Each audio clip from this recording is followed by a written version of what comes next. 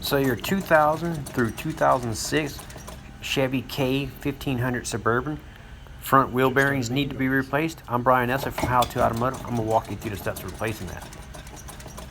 The first step we need to do is remove the wheels. So you need to use floor jacks and jack stands and jack the vehicle up and remove the wheels. In this video, I'm using a Milwaukee M18 fuel 3/8 drive impact gun to remove the wheels. If you guys haven't seen this, I would recommend you check it out. I'll leave a link for it in the description of the video.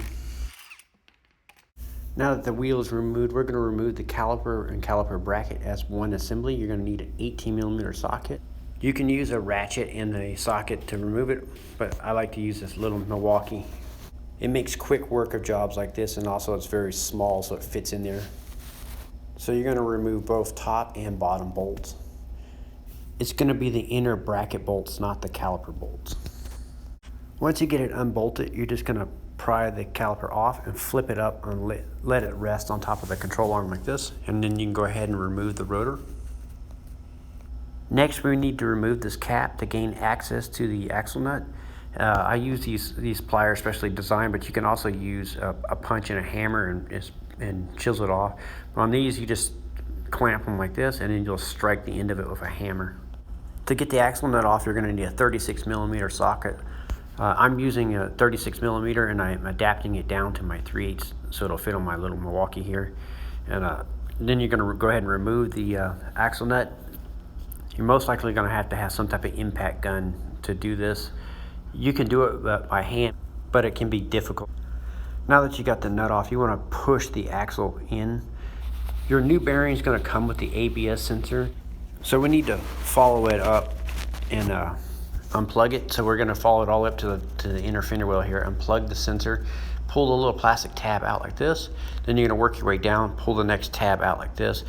And then this one here always breaks off, so you're gonna pop it out. But if it breaks off on you, just use a punch and a hammer and just punch it through and drive the plastic all the way through out the opposite side. And then you'll just continue to follow it around until you get to the last one here, and you'll have to squeeze the little tabs together and then pull it out. So now what I like to do is screw the nut back on and then take a hammer and strike the end of the axle and kind of drive it out of the hub. And what this does is give you a little bit more access to the bolts. There's 3 bolts in the back that we need to get to. And without pushing the axle back a little bit, it's difficult to put a wrench or socket on it. These bolts, I'm going to use my favorite wrench in my toolbox, which is a wrench made by Mountain. This wrench is about 18 inches long. It's a double-ended ratcheting wrench. So one end is a 15mm, the other end is a 13mm. So what I like about these wrenches is you can put tremendous amount of torque on these things, and they're really small, so they get into tight areas really easily. So I'll leave a link for these in the description of the video. That way, if you guys want to check these out. It also helps to turn the wheel left or right to gain access to these bolts. So you're just going to ratchet these out. And when you get the 2 bolts unbolted here on one side, the top bolt is not going to come out all the way. It's going to hit the axle, but that's normal. You don't need to have it all the way out of the car.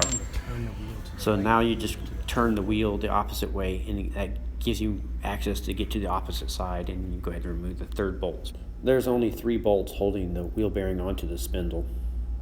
Now that you have the 3 bolts removed from the wheel bearing, what you're going to need now is a little hammer, and you're going to hit it on the back of the hub like this, and that'll knock the bearing out. But also the backing plate will come out with it. So you want to be prepared to catch it, that way it doesn't fall and get bent when the bearing pops out.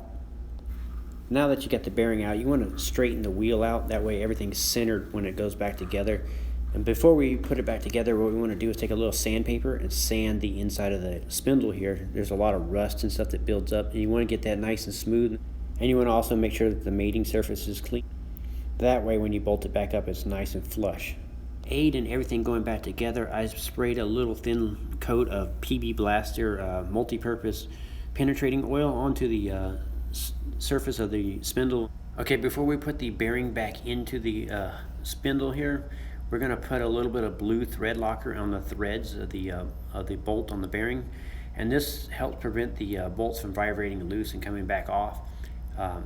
I'll leave a link for this and the PB Blaster in the description of the video. So now we want to line up our backing plate onto the new bearing. And make sure that the ABS sensor routes through the little hole like that, and then we're going to mount it onto the hub. We're going to do that by taking the bearing and sliding it through the axle and the backing plate all as one piece. Now that you got the bearing and backing plate remounted onto the hub, what you're going to do is push the axle in to help gain that access to the bolts, and you can slide the bolts in and start the 3 mounting bolts. Once you got all 3 of the bolts started and run in till they're just snug, you may want to turn the wheel left or right to get access for the torque wrench to get in there. And then once you have that angle right, then you can torque the bolts down to 133 foot-pounds. Once you have all 3 bolts torqued down, then you can center the steering wheel or center the hub, and you can go ahead and put the washer on and put the axle nut back on and drive it down until it's snug. And we're going to torque it down, but we're not going to torque it down until we get it all back together, and I'll walk you through that process once we have a few more things assembled. Now that the axle nut is snug, we're going to take the rotor and slide it back on. And what I like to do is take one of the lug nuts, flip it over upside down, and screw it on like this, and that'll hold the rotor flush onto the hub and bearing assembly. Now we can flip our caliper back over and bolt it back up. You want to make sure your brake pads are pushed back, and when you flip this over, you want to make sure the brake line is not twisted. And then we're going to put a little bit of that blue thread locker on the bolts of the brackets. So you'll slide it over the rotor, go ahead and start the bolts, and then you can go ahead and torque those down to 148 foot-pounds. So you'll torque both top and bottom bolts. Now we can re-secure the wiring for the ABS sensor. So you'll just push it into the bracket. You'll line it up and push it into the bracket till you hear it kind of click. And then you'll move forward, and then you'll push the clip into the control arm right here. Then you'll move forward to the next bracket, and you'll push it into its little hole right here.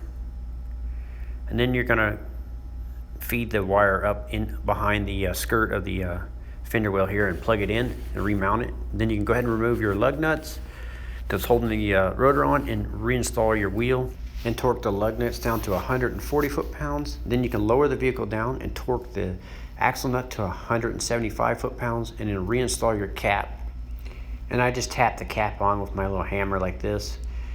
And then after that, we're gonna reinstall our cap. And that'll complete the job of replacing the front wheel bearings on a 2000 through 2006 Chevy K Series Suburban or the pickup. I'm Brian Essett from How To Automotive. I'd like to thank you guys for watching my videos, encourage you to subscribe, invite you to head over to the howtoautomotive.com website for more valuable videos like this, and also to remind you that I will be linking up all the parts and tools in the description of the video.